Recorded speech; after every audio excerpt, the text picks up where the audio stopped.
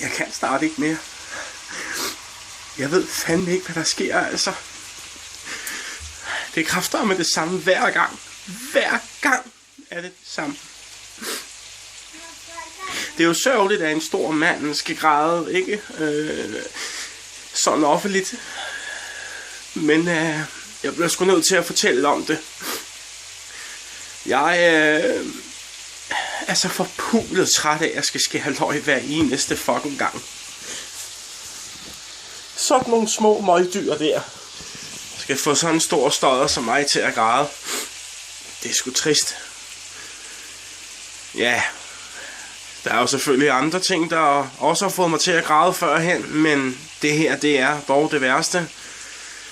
Der var jo så lige dengang i teenageårene, da jeg begyndte at få hår på tissemanden. Der troede jeg jo, det bredte sig til resten af kroppen, så jeg græd jo. Det gjorde det jo så næsten, kan man sige. Men der var jeg bange. Men have en god aften. Satan, hvor det sviger, mand.